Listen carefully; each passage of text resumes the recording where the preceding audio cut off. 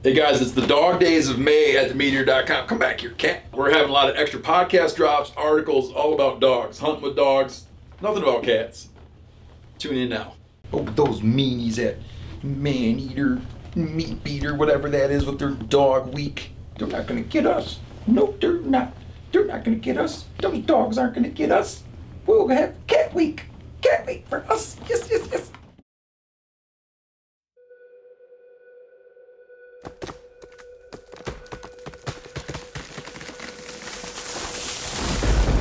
This is the MeatEater podcast coming at you shirtless, severely bug-bitten, and in my case, underwearless. We hunt the MeatEater podcast. You can't predict anything. The MeatEater podcast is brought to you by First Light. Whether you're checking trail cams, hanging deer stands, or scouting for elk, First Light has performance apparel to support every hunter in every environment. Check it out at firstlight.com. FIRSTLITE.com. Joined today by Jefferson Fisher. I'm excited you're here, man. You know who's mostly excited you're here is Corinne. Listen to this. Do you know this story? I kind of just told him, but Corinne, she knew. I was like, hey, I want to get this dude Jefferson Fisher on. And so it's in her mind and in her notes. Meanwhile, she's listening to a podcast. What's it called? Diary of a CEO. Diary of a CEO. And you're on it, but she doesn't make the connection. Oh. She likes it so much, she listens to it twice and shares it with people. And then one day she's like, oh, wow, that's the dude we're having on. I thought there were two Jefferson Fishers. Yeah. There's a lot of us. Tons of us. Well, yeah, we're always like kicking around so many names. It's hard so to. I got like, 27 you know what I mean? lists of. Yeah, we got like, oh, what about, my... maybe this guy would be cool. This, whatever. So she's like sort of in her head is this thing I asked about when your book comes out. Yes. And then at the same time, she's listening to you. And then one day has a like, oh, that's the dude. Well, thank you, Corinne. Yeah, you bet. Yeah, I'm honored to be here. This is the one like I was super nerding out about that got to be on this podcast. Jefferson Fisher is by training, a trial attorney from Texas, but he just published his first book called The Next Conversation, Argue Less, Talk More. He's a hunter. I got turned on to him. We're with the same literary agency. Right. Europa. That's right. You know, where I've been with Mark at Europa, as I was just telling you earlier, for over 20 years. Yeah, Mark is fantastic. Yeah. He's the one that kind of like found me and moved me from magazine writing into books. So he was the one. Oh, yeah. Okay, so Tess, who is kind of his protege, who works under him, is the one who found me. And she emailed me, just a cold email, and I'd had several others, but this, for whatever reason, I read hers. And the subject line was literally "Hello from a literary agent." Like that was her subject line. Yeah, it's a pickup line. Exactly. Yeah. And so I had seen a few, and I looked it up, and I saw. Of course, you go to see who they represent, and I saw your name, and I was like, "No way!" And because your name was on it, I said, "Yes, I'll go with y'all." Because I mean, I had read your books. Like a commission, little chunk change exactly. Yeah, whole deal, you need to talk to Mark about it. Honestly, yeah, because I pretty much said anything was MeatEater, I was buying. I think I bought every book. I've watched every episode. Like that's I was great, all about it. Yeah, nice. I got the Benchmade MeatEater knife. Like I was. Oh really? I was like, yeah, man. And so it was a huge influence of like when I talked to Tess, and I was like, do y'all really represent Rinella? And she's like, oh yeah, he's great. And then talked about Danielle. Yeah. Who I followed her before, all of her cooking stuff. And and so to be here is just super full circle for me, man. Oh, that's awesome. Yeah. I got turned on to Jefferson by watching his this fellow we talked about shared his video series with me where you sit in your car. Well, tell them what you do. Tell them about your video series. Yeah. So I this is good because let me everyone listening, this is highly, we're going to demonstrate. This is highly relevant to your life, how to communicate. Okay? But also we're going to learn today how to communicate in the trickiest hunting and fishing scenarios that people encounter. Yeah. So how to navigate the awkward parts. But also you can use this, you don't call them tricks, do you? No, never. Yeah, because you're not like playing mind games. No, I mean, I guess you could say they are. I mean, you'll be able to use these tricks on your wife too. Yeah, if you and just don't share this episode with her. Yeah, Oh yeah, don't. Yeah, that's a good point, man. yeah. I have If people you're that- listening with your wife in a car right now, change it. exactly. Because later, when you start Yeah. influencing her heavy duty, she's gonna know that she's gonna be like, "You're doing that from the podcast." Yeah, it's Yeah. interesting because if you're writing on this subject, you don't want your reach to expand so far that your readers are using it on themselves, and then all of a sudden it becomes Right. obsolete. Yeah, I get a lot of comments of people saying I'm using this on my husband or my wife, and I don't tell them. And so I'll have people that will say, or a couple, or I'll have like a mom or a dad say, I'm using this on my wife, and they asked me the other day, like, is that from that attorney guy? Like they'll point it out. Because they saw the same Exactly. video. They're like, I saw that video too. Like I know what I know what you're trying to do. All I can think about is the these aren't the droids you're looking for. Yeah. Is there a hand gesture Right. involved? Subtle one? I'd be honored if it was still very much the Jedi one that you're using, just right in motion.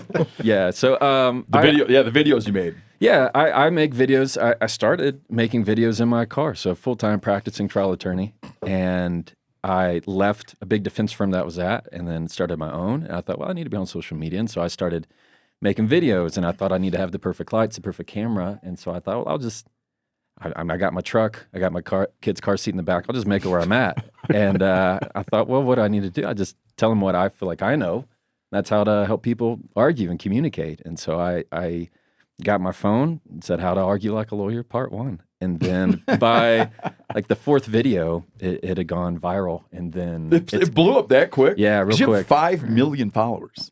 I think we're today. I think we'll hit 6 million today on Instagram, and we have about 12 million total on across the platform. And you So- obviously Now start the whole each world's video. gonna be good at arguing. yeah. So what? The whole world's Steven gonna be good at like this. arguing now. Yeah, exactly. Yeah, everybody's gonna be great. So I've been doing it for a little over 2 years now. You start each Damn. video with something catchy like, have you recently been exposed to? Have you recently been hit by? That's exactly right. Okay, good. Yeah, I'm tracking you. Yeah, Yeah. mesothelioma, asbestos, all that. Yeah, exactly. Call this. You may hotline. be entitled to. Yeah, that's exactly right. But your video series wasn't meant to. No, like not the at all. objective wasn't to drum up lawyer business. No, it never was. And so I found that when I was talking about the law, like the first few videos I made just to kind of see how Instagram worked, because it used to not, they didn't always have video. I mean, video was only to compete with TikTok.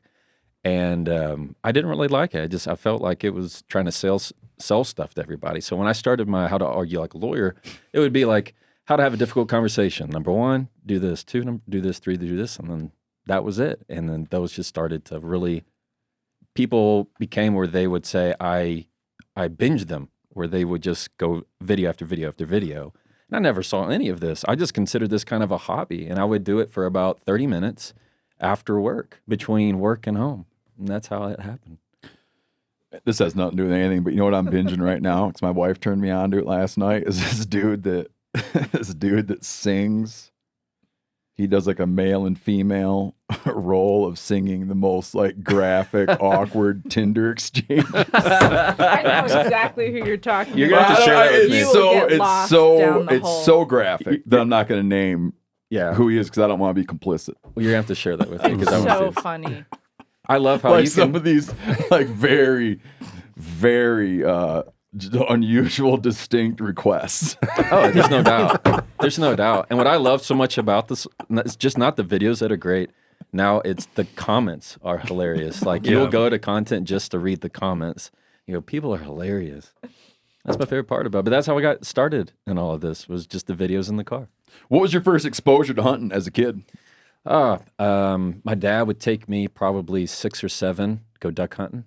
Put me on his shoulders while he was wading. So we Down in Texas. down in Texas. So we have a few different properties, and this one touches both the Angelina and the Natchez River right there below Lake Sam Rayburn. Is that how you say it?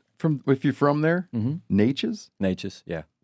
Natchez. Yeah, in Montana we say Natchez. Yeah, well, it's Necches, Natchez. Yeah, I Natchez, I yeah. only care about what people. For me, the final word is what is the dude that lives there? Yeah, calls it. exactly. Yeah, it's Natchez. Yeah, you got the Sabine, Angelina, Natchez. Natchez. Yeah. And so there's embarrassing. it's just a marsh out there, and so he would take me and we'd shoot or he would shoot wood ducks. And then, Oh, really? Yeah, and then I would get taken to go goose hunting. We go goose hunting every year. I mean, almost every year of my life, we've gone goose hunting down in Eagle Lake, which is not too far from Katy, Houston, west of Houston, big rice fields. And I was kind of the substitute dog. You know, Yep. I was the They'd be like, go find that one. yeah, exactly, and there was nothing more exciting. I mean, I would just take off to go find it, and so come back with the geese. And then, I think starting about 8 was the first time I actually started deer hunting with a rifle, and So early. yeah, way early. And then I switched to bow hunting probably when I was about 14, 15. Switched. Yeah. Hung up the gun. No, I mean Did you not get a totally. Not no, yeah. That's the different. That's my first question. Avid bow hunters. No, not to Yeah. hack on them. Avid, Yeah. like people that only hunt with a bow. yeah. My first question is, Yeah. like a felony? You got something. You got something. You got something you're hiding. You just run down all Yeah. the questions on the 4473. Exactly. Have you ever renounced United States citizenship? Yeah, exactly. No, not. I did not hang it up for good. No, that was the first time I really took up the bow and had a whole lot of fun with it when I was probably about 14, 15, right before I started driving. So that's where you're at now. Yeah, I You're guess like so. you're avid bow hunter now. Yeah, bow hunter for sure. But also a gun gets the job done. So I'm not one of those that's. My grandfather is very much only bow. He got to where because he couldn't pull it back because he had shoulder surgery. He did it with his teeth. Oh, You're yeah. kidding me. And Why don't he you did guys it, buy and him a then- crossbow? That's what we did. Oh, okay. We did. We got him a crossbow eventually because he was losing too many teeth. Oh. So he started to lose too many teeth, and so we're like, I said, Baba John, we got to do something. So now he's got a crossbow that he steps on and pulls it back, and so he's one of these. He'll hunt until he can't hunt anymore. We actually just had a goose hunt up in Lubbock, and that was the first time that he didn't get he just couldn't get his gun up fast really? enough. Yeah, and that was a really That's hard. tough. Yeah, that was like really hard on him to realize he couldn't get it up fast enough. So, but yeah, hunting's been part of my whole upbringing. Sounds like he's a good hunter, though, because we Oh. recently hunted with a bunch of guys all in a big field setup this winter, and there were 2 older guys out there, yeah, and they were having a hard time being on time. right. But eventually they were like, well, screw the rest of you. And you'd look down the line, everybody's all covered up, Uh-huh. and you'd look down the line and they'd just be up like this. They'd already be set. Yeah. Yeah. Yep. That's awesome. Yeah, so he was definitely the one that in our family that set the tone for the hunting. And yeah, he's done, I mean, every hunt in Africa. He's done moose up in Alaska. He's done bear. He's done, he's caribou, you name it. That's like that's his thing. I like that you began your book. It's bold. Yeah. You begin your book with a hunting story. Right. I was curious Right? how that was going to be taken. for Well, yeah, people. because you could do it, and a lot of guys would be like, they'd be like, "Wow, I don't want to do that because it might turn people off." Exactly. Which whatever. But Yeah. so I always like to applaud people who are just like hang it out there. Yeah. I had a guy. I still don't want to say. Well, I guess I could say his name now.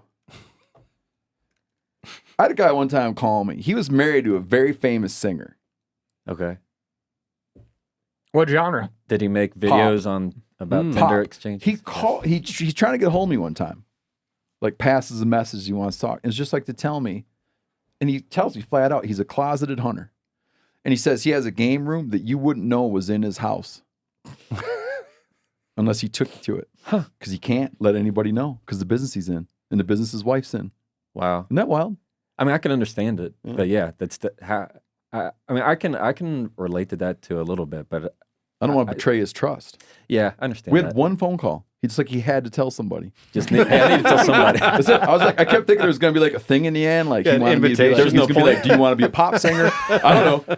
We got to put out a hotline, confessions to Steve, Yeah. so people feel better. That about would it. actually a very good Yeah, idea. I like to pull a trigger now and then. I'm like, I understand, buddy. Was that satisfying for him, you think? Yeah. Yeah, I was puzzled though. I thought I was just waiting for. I thought there's more to the story, but it won't be in it.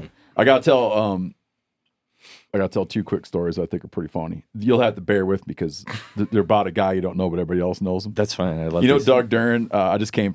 Every year I take my kids since my little boy was 4. Mhm. My 14-year-old was 4 the first time he went there Oh, awesome. to hunt turkeys at Doug's place. Now we go during the kiddie season, the 2-day long kid season. Oh, cool. So we go every year. we're just at Doug's place, and Doug, anybody who's hung out with him, is adamant that people he backs in his car. Oh, he's one no of matter those. what. He doesn't call it backing in, pointing out. Yeah, when I didn't on his property, he like called me out for it. Dude, that was the first time I always point out. discovered his thing. You know what it comes from? So his dad got attacked by his own chainsaw one time, and had to drive himself to hit himself in the brisket with a chainsaw. Good. Oh. And drove himself to a hospital. So Doug's telling my kids this story. And even though Doug's dad manages to get in his car and drive all the way to the hospital, Doug explains to my kids, if he hadn't backed in, he'd be dead. If he hadn't backed in, it wouldn't have worked. I was like, Doug.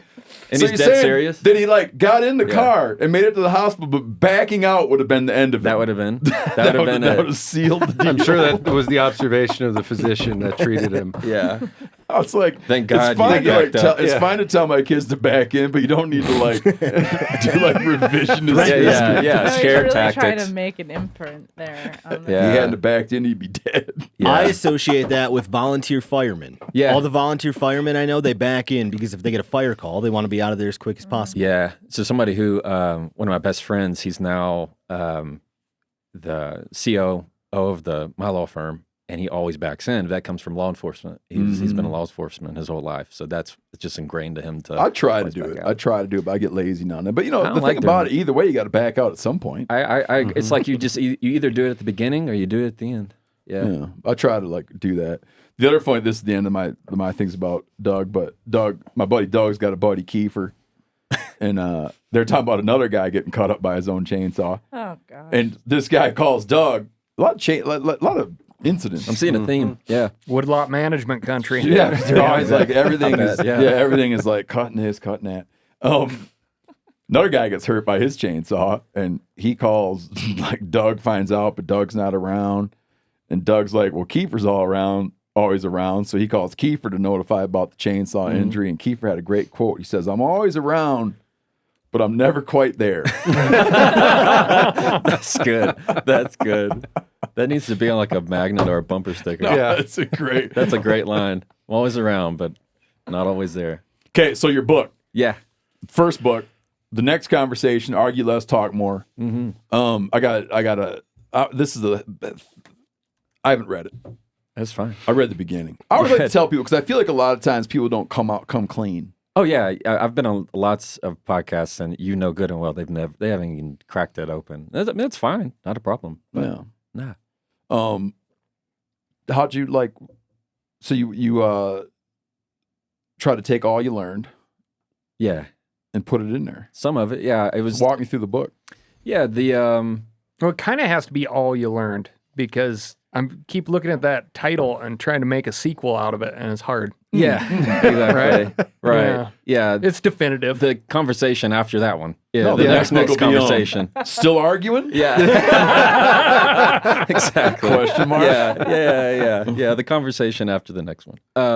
So I'm a social media where when I was posting these videos, people would leave a comment, say, "You need to write a book. Please write a book. Please write a book." And I thought, well, I guess I'll write a book. I mean, I was Googling, how do you write a book? And then Tess came along. I mean, that's as simple as what that. What does it say when you write that in? It talks about self-publishing, really. Yeah, and I thought I was going to self-publish it. And then Tess came along and saved me, and Mark came and saved me. And so the idea was I wanted to provide the people that follow me my framework with how to communicate, how I do it, my thoughts on it, so that if they want to go and not need me, there you go. You don't have to watch my content anymore. You got the book. But it's not just a summary of every one of my hit viral videos or every one of that. It's not just a regurgitation. So it lays out 3 different rules. It talks about how to say things with control, say things with confidence, and say it to connect. And the idea is that people weren't watching my stuff to handle the last conversation. They were watching to change how they were going to handle the next conversation. And that's how this whole thing kind of came about, how to help people argue less and talk more. Tell me about the 3 things. Yeah. The three, like give me a summation of the what you mean by the whatever the hell you just laid out. Yeah. Yeah. Whatever that is. I can't remember now. Yeah. It's easy to forget. The rule 1, say it with control, is all about, rather than trying to control the other person, things that you can do within your own body to help control yourself. Just kind of control, regulate your own emotions before you get into it. Not excite the moment, make it worse. Saying things with confidence is learning about how to find your assertive voice. You have people that might over-apologize or find ways to be really hesitant with their words. This is more about how to lean into it and be more assertive when you communicate. 3 is how to say things to connect, which is all about how to handle difficult conversations. How do you deliver bad news? How do you tell someone no and you're not really sure how to deal with that? How do you deal with these conversations that you're dreading, while you're brushing your teeth and driving there and you got to have it, but you don't know how? And so this gives a good framework for all of that. I like to say that some people might teach you how to play an instrument. I give you the sheet music. I tell you what chords to play. That's kind of how I relate it. Are those rules things that all trial lawyers learn, or is this stuff you learned along the way? Yeah, great question. No, law school doesn't teach you squat about reading people. Only teaches you how to read the law, how to apply case law to certain facts and spot issues. Now, trials, courtroom certainly can give you a lot of training and communication. How do you handle conflict? Because everything you do, you're being watched. Yeah. You'll probably like this. So a lot of your really good attorneys, the ones that, let's just say, make a lot of money, they do really well. They won't wear their Rolex and drive their Mercedes to the courtroom. They have they have another. The good ones wear it. They have a different truck.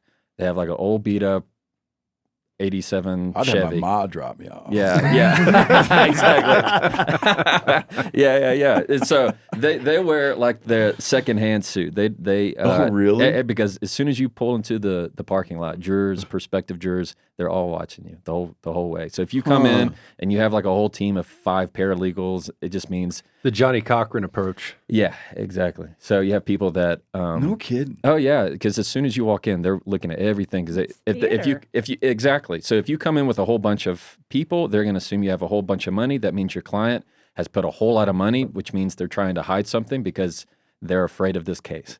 So it's very, very tactical as soon as you, and it starts in the parking lot. It really does. But so anytime you go into the courtroom, you're being watched. You have your 12 jurors, or maybe 6 if you're in a county court. You got the judge, the bailiff, the court reporter, opposing counsel, paralegals, people that are back in the audience. Everything you do is watched. Can I nothing to do with that don't matter communicating, but I want. Man, I'm just glad to be here. We'll talk about whatever. Well, I want to get your quick feedback from something that happened to me when I was 18 years old. Okay, if this is normal or not. I tell the story all the time. I never asked someone who would know. Okay, I had jury duty, and it's a crack cocaine trial, criminal trial. Yeah. Okay. And they're pushing for a felony or like a life sentence for a crack dealer. Mm-hmm. We go through this whole trial, and it's like wiretaps and translators, Yeah. And you make it on the jury. I'm on the jury. Okay. Yeah, I sat through the whole thing, man. It was fascinating. I loved it. So what they had to prove is that he'd sold a certain threshold of crack. Mm-hmm.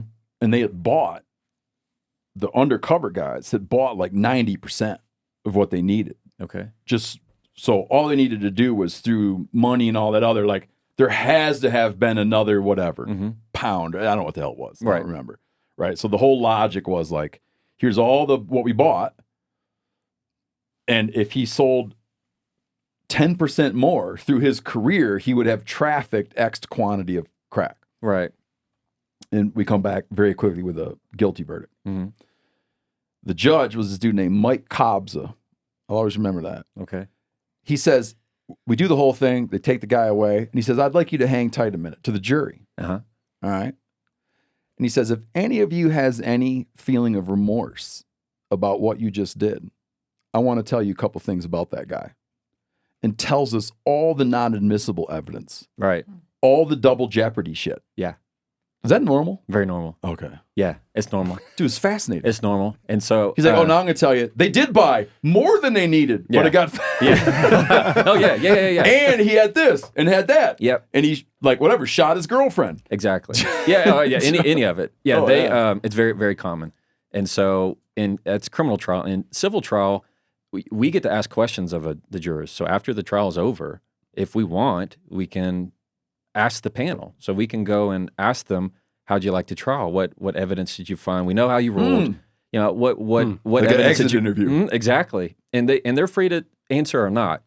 But often you have the jurors will come to you after the trial, after you're done, whatever they've ruled, judgment on it, and then you get to ask them what piece of evidence did you like, what did you not like, what did you find most compelling. And so you'll have some that come up and hug, your client. I just want, I'm so sorry for all you've been through. There's people who hate the other side. I mean, or they might hate you. I mean, you never know. But yeah, you can definitely talk to them. So it helps you hone your craft too. Big time. Because you think that the one piece of evidence that you thought was so crucial, like, no, I got to get this in, they didn't care a lick about. It didn't even enter their system. They were focused on this, and you had no idea. They're watching your watch. Oh yeah. Yeah, every little thing. Because, like, for example, if, let's say, I need to, other side objects to some evidence, and it's what they would call a quick, maybe objection battle in front of the jury, which you typically don't want to do. But when they say, can we approach the bench? Oh, can you say that again? I don't understand. Yeah, so let's say I need to object to a piece of evidence that's coming in. So, Your Honor, objection, Your Honor, whatever it is, relevance, hearsay, you name it. And you typically will say, can we approach? Meaning we want to go to the bench and have this discussion because we don't want the jury to hear it. Yeah. Jurors don't like that because it feels like, how come y'all get to talk and we don't get to hear it? Like they're like, oh, what are y'all talking about? And they don't like that. So when you have an attorney who's objecting a lot, it's going, what are you hiding? What are you not wanting me to hear? They'll count that against them. Or like even though the judge says, hey, never mind this. Exactly. Even though the judge says specifically they're going to object to that, don't pay attention to it, they absolutely pay attention to it. And then you watch how the people leave. It's like when you say to your kids, don't listen to what me and mom are going to say right now. Exactly. That's exactly right. And so when you leave, when the judge makes his ruling, now it could be, we could have out in front, I don't have to approach the bench, we could just talk. But as soon as we're coming back, if you look defeated or you look mad or you look upset, let's say I objected to something and I lost, the other side's going to go, okay, whatever is about to be said is going to hurt their case. Like they pick up on it even more. So you have to be really strategic about if it's a fact that hurts you, often it's better to just let it in. Don't try and fight it because they'll most likely won't even pay attention. After lunch, somebody just had Mexican food. They have Tex-Mex and they're, somebody's nodding, somebody's writing notes, the other person's looking off like you never know. Like a teacher, you typically don't want teachers on your jury. Like when we're picking jurors, because they hold class. They'll say, well, no, if you watch the X, Y, and Z, and then they corral everybody in the room, and so they start to teach. And if a teacher is for you, that's the best thing. If a teacher's against you, you're cooked. You're absolutely cooked. Yeah, it's funny how that works. I feel like asking you for hot tips on how to get out of jury duty for people. But that's kind of anti-American. Yeah, it is anti-American. I mean, pretty much it's the percentage of even getting to jury duty is very small. I mean, actually getting picked. I mean, I think anybody should be part of that experience. I mean, that's just, it's a system unlike any other. I want nothing more than to serve on a jury. Yeah. You'd love it. I got a summons, and then I realized that because we live outside of city limits, I wasn't eligible to be in that trial, and I was just defeated. Yeah.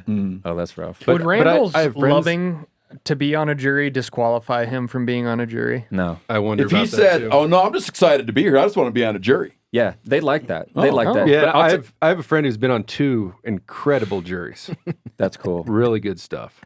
Oh, yeah. I'll tell you how to get out of it if you really want to know. And there's nothing wrong with this. It's whenever so they'll call it, in some parts of Texas, they say voir dire, or parts of the U.S., they say voir dire. They use French in Texas? No, in Texas, we say voir dire. We call it voir dire. And so what you do is you take all the jurors, everybody's got their pink slips or whatever. They come in, and it's just like a big cattle call. They're all sitting down. And so attorneys, lawyers, we come up and start asking questions, trying to narrow down, and we pick who we want on the jury. But it's not, you can't just say, like, dodgeball, well, I want to pick Steve, I want to pick whoever. It's not that. It's by process of elimination. So you have to say who you don't want, and whoever is left is who's going to be on the jury. I have a number of strikes. The other person other attorney has a number of strikes. And I can just strike somebody because I don't like anything about them. I can just say, oh, I got a funny feeling about this person, and I strike. It can't be a discriminatory reason. But whoever's left is how they get on. So if you want to get off the jury, be very opinionated at their questions. So if they're going to ask a question of, how do you feel about lawsuits? And if you just answer, I hate lawsuits, I hate attorneys, I hate everything, this whole thing, you will not get picked. Yeah, that's what I figured. You could just play that game. Or you just... Or I don't even care if someone's guilty or not. If they've been accused of a crime, hang them. Yeah, I'm telling you. Yeah. Or on the civil side, meaning the non-criminal side, if it's, there's way too many lawsuits in the world, or, I think everybody should just...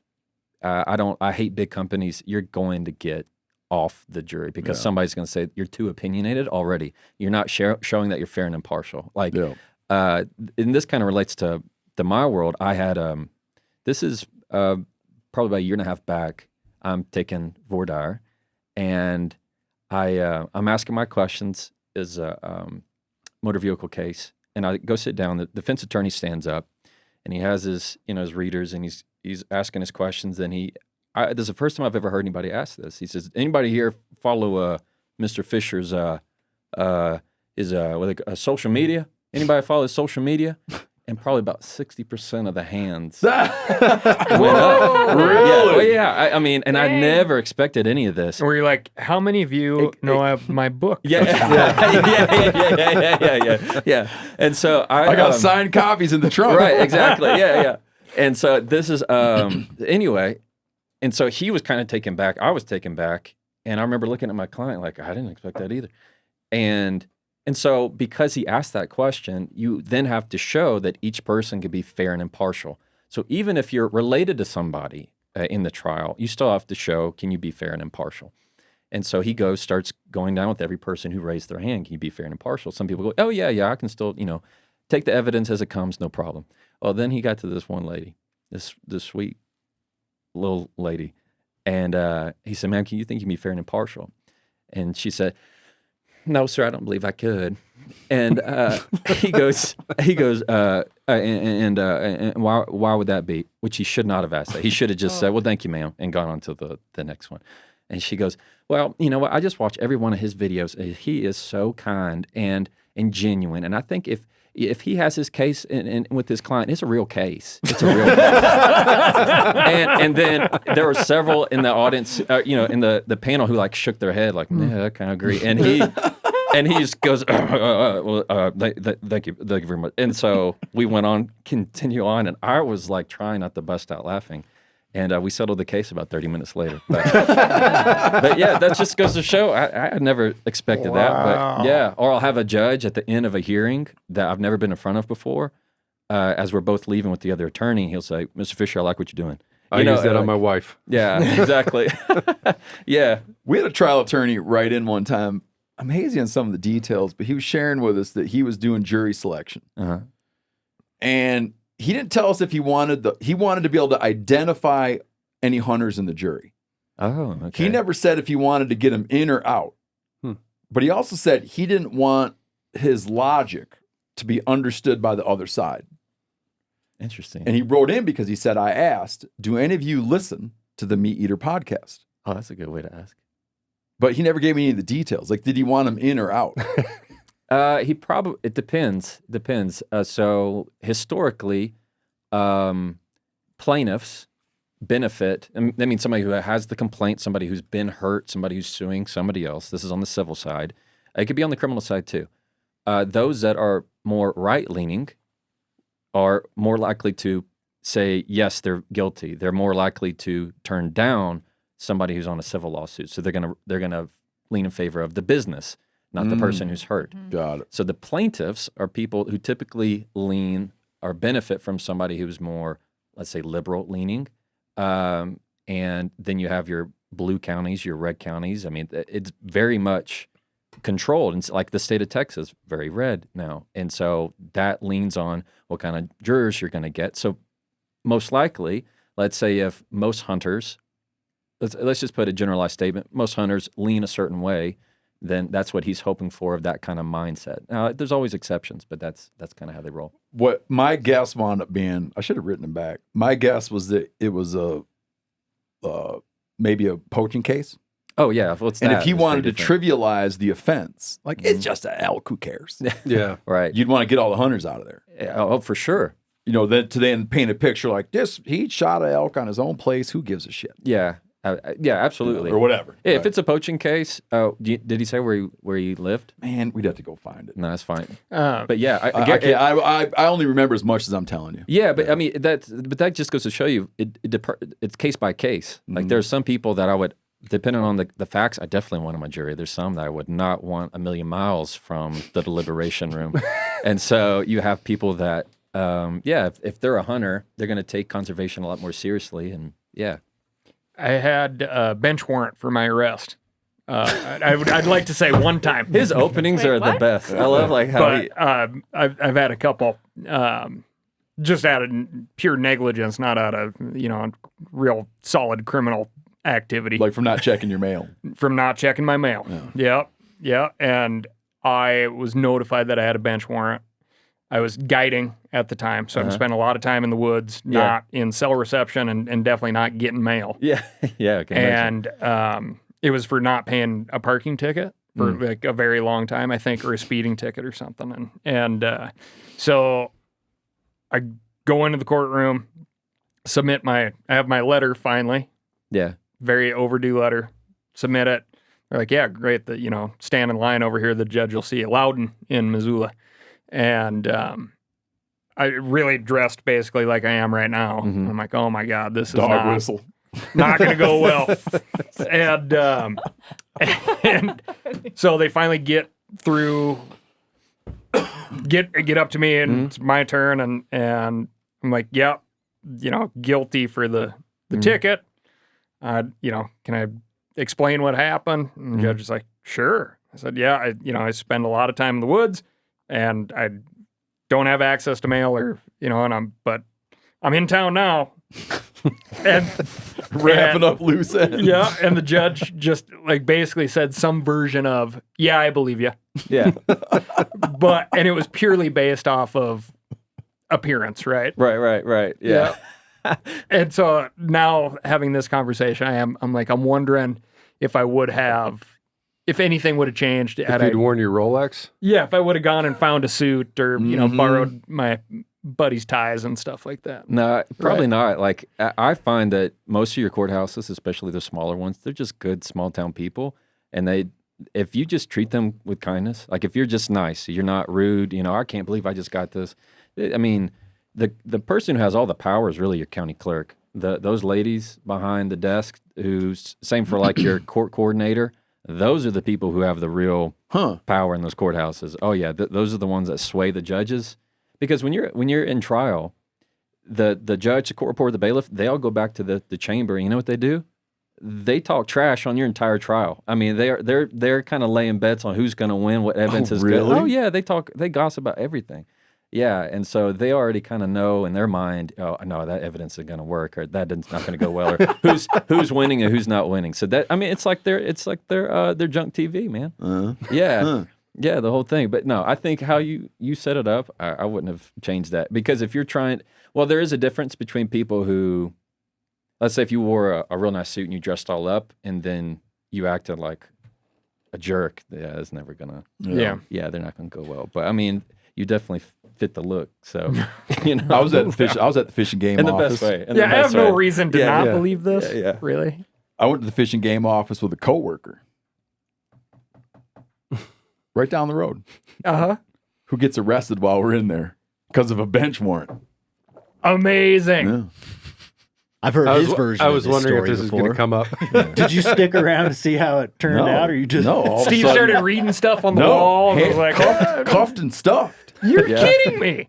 I'm like, yee. You took care of what you had to take care of, though. That's awesome. It'd have been hilarious if he was like reading I was stuff on the like, wall. And wow. he's like, John, where did you go? And it's just Yeah, like, because like yeah. you go down and you present your name and they whatever Unreal. cuffed and stuffed. Have you worked any outdoor crimes before? No outdoor crime. So all of my stuff is civil. I have a lot of friends that do criminal law. You're either on the state side prosecuting or you're defending them. I mean, we have our game wardens are pretty cool. Everybody's really chill down where I'm at. So I live in Southeast Texas, a little bit north of a town called Beaumont. Oh yeah. So it's called Silsby is the name of where I live, and just deep East Texas. Yeah, that's like you guys have Boudin down there. Oh yeah, we got Boudin. Yeah. Huh. Yeah, definitely. So it's what I love so much about the area is you have your lakes, you have your rivers, you have the Gulf right there. I'm about 45 minutes from which the Gulf? Which Gulf is that? I call it the Gulf of Mexico. That's what everybody wants to correct you nowadays. Like it's Gulf of Mexico for me, man. Dude, we were doing VO the other day. Yeah. We had to we're doing VO for a MeatEater episode. Yeah. Which occurred there. And it was so hard to navigate it. And I'm like, I don't know, man. What do you call it? Yeah. So I said, I settled on the Gulf of, Yeah. That's the best way you could probably do it. This is probably the best way you could do it. Yeah. So, we're in. It is it's so silly. It is. I think that change names of things. But at the same time, it's it's so silly, but it's also I don't want to get into it. It's like a little war. It's a little language. It's like a little, hey, I'll show you what it's like. Exactly. To have to choose your words real careful all the time. Yeah. So how do we handle that conflict? Let's get into our... I don't know. We gotta get into the meat of it. Compliment Okay, who's got this first one insult. about we're gonna put this to the test now. Oh, what do y'all have? Everybody's got. We got a got list the of quiz? scenarios. No, just scenarios Okay. that you can help us walk through. Well, I'll the first do one what I is can. how to properly execute the insult compliment sandwich. But I want to get into the specifics. I want to do that. I oh. want to go to specifics first, just to get a flavor. Who's Okay. got this one about this starts coworkers and girlfriends? I don't know who wrote that one, I but don't it's know sure either. good. Where'd it come from? Who wrote that one? Man, I wish we could find out. There's Yeah. mystery Coworkers individual? and girlfriends always casually Okay, ask hold on, about. back up. So you're just gonna read it for us. Yeah. Okay, wherever it came from. He's admitting it was him. I don't know. It's an open document. Everybody's got access to it. Okay, so he's gonna hit you. He's gonna you Okay, follow. I guess he's we'll gonna never hit you, know. and you're gonna help us think through. You're Okay. gonna help walk through how to handle difficult situations. I love Yeah. it. That sounds And at the awesome. end of the day, whoever wrote it is not really the point. Right. They still love their girlfriend. Yeah, very These are much. universal problems. And their Yes, coworkers. yes. Yeah. People write in and message and stuff all the time, so we get a lot of info. Sometimes they have a mustache. Yeah. and a red Coworkers shirt. and girlfriends always casually ask about hunting spot locations. Unfortunately, they cannot be trusted, not because they are stealing spots, but because they don't understand that this information can never be brought up in a casual conversation, ever. The reasoning behind my non-answers to these questions have already been explained, but they continue to ask anyway. So now I just lie, which I hate. How do you navigate that scenario? So for whoever wrote this in, I would ask them this kind of clarifying question, and maybe you have an idea of what they might say. Is this a conversation that's happening in front of other people, or is this just one-on-one with whoever this girlfriend or spouse might be? And coworkers. Let's not forget the coworkers part. It can be both. It can be both. So you have something. Okay, this is super specific. So let's say there's a piece of information that you're telling someone, I can't tell you that, and they're having to continually repeat that kind of thing. Do you feel that they're just breaking that trust, or is it intentional from this other person, or is it just they're just not thinking about it? They're just not thinking about it. It's not internalized on the same level as it's typically like a younger hunter versus a more seasoned hunter. Because Okay. right, the value of that information only increases over time. Okay, so give me a little insight here. When you Where are certain, you? Certain spots are they this is news to me. Like you just don't. If you're like, hey, this is a great area, we're not going to tell people that we're hunting there. This is a public land problem. Ah, okay. Or a fishing problem. You got a circle of trust who you might share it with, but then like there's people that you're not gonna. Yeah, so a guy like Cal, let's say a guy like Cal. Yeah. Just as an example. A guy like Cal has a girlfriend and says, well, where are you? Oh, okay. And he goes, I'm up on Nunya Business Creek. Right. Okay. What his problem now is someone's gonna go like, hey, what's Cal doing? Well, I don't know. He sent me a picture. He caught all these fish. And where is he? Where is he? Like he said, he's on Nunya Business Creek there. Okay. No, she didn't know that she just was blowing it up. There we go. But he just knows it's gonna slip. I'm with you. And so if he goes, I can't tell you. I'd say, I guess, what's the problem with that? Okay, so this would be my thought. This would be my thought on that. Is one, of course, it's good to know that it's not intentional from this other person. Two, they're only calling because they care. They're probably calling to create conversation. Is my guess that they're just generally wanting to know where you are. I think if you come at it from, I'm safe over in the most general area that you can be without telling them where exactly you are, is probably your best bet, because that sounds like the reason they're asking is not really to know the information that could slip of getting out. This is where we're having this wonderful honey hole. It's that she's just asking because she probably just is making conversation, wants to know you're safe. But it doesn't solve this problem. But the coworkers, You're tense, the Cal. coworkers are not. The coworkers of are who mining, are coworkers here? They're mining for information. Yeah. Who are coworkers here in this scenario? Are these people you're working with, or it's people she's working with? No, let's say it's me. I'm like, hey, where'd you get that big old buck? And you couldn't. And he can't tell you. Right. Steve would be like, boy, it looks like Cal had a pretty good weekend. Yeah, where was that? Yeah, where was he? Right. Oh, okay. So then, because there's this totally other scenario, like fishing scenario that we have in common. Steve is gracious enough to lend out his boat from time to time. We're fishing a lot of the same spots. And in that scenario, I'm like, hey, this is what happened. This is where I was, and this is what I was using. Because it was my damn boat. Yeah, if I said, where did you take my boat? Yeah. That'd be weird. If you said, I can't tell you. I can't tell you. He's gonna throw like a tracker in it, you know. And let's hit you with a different one. No, but what I would end it with is one, it's lighthearted, right? So I would come up with some kind of phrase that's really more of a humorous joke for you, whether it's like, oh, I just went down to Mystery City or whatever it was. If you're making it a joke, that way it's not her taking it like it's serious. So that's kind of like a code. When I tell you it's here, it's because I'm telling you because I can't let anybody know. It's not that I don't want you to know. I just can't.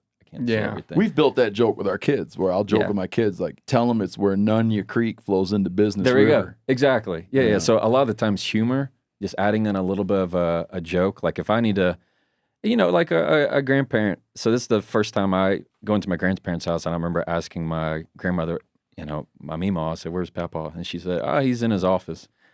That meant he was in the bathroom. And so it was just a way of like when company was around, not letting them know where he was. Yeah. And so, or somebody says, where'd you get that? You go, it just fell off the back of a truck, is what we would typically say if I don't want to express in some way. So find some kind of metaphor that is also code. This also implies that I see you have a wedding ring, right? Yeah. Your brand of humor must not wear off over time. Yeah. As it does in my house. Yeah. That's funny. That's funny. Okay, here's one. All right. You have a buddy. Okay. You're a duck hunter. I'll put it so. Yeah. You have a buddy who is learning a duck call. They're terrible. You feel that this calling they're doing, and they insist on calling a lot. Yeah. And it's like fingernails on a chalkboard to you. They're trying to learn. Yeah. But it's not working right now. Right. How do you approach that? Yeah. So I would, I would. It's funny because I've probably been that other kid. Sure. Learning how to start doing duck calls. I would begin with this phrase: "I'm telling you this because," Like a lot of the time we're not sure. Oh, Just you use that? Yeah. Oh yeah. Definitely. Yeah. Because a lot of times you don't See, know. my hackles are up already. Yeah. I'm telling you it's because. I'm telling you it's because I love you. I'm telling you it's because you're my best friend. I'm telling you because I know you're really excited about this game call. Like whatever it is.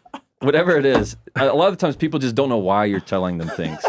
You start talking, and then you say like, "I'm telling you this because we're here to kill ducks, and if you keep calling, we're not going to kill." Yeah, like that's okay. You know what I mean? Yeah. Even if it's a we thing, I'm telling you this because we're here to kill the most amount of ducks we can.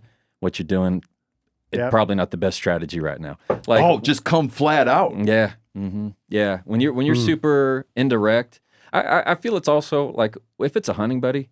This is the person who we speak very direct. I mean, if it's me and another guy, it's a direct conversation is usually not that much of a struggle for two dudes who have just become really close. Because when you have a hunting buddy, I mean, you can do just about you talk about everything when you're in the blind or in the stand, and so conversation happens. So I wouldn't skirt around it at all. But when you say I'm telling you this because a lot of the times it's the work is for you.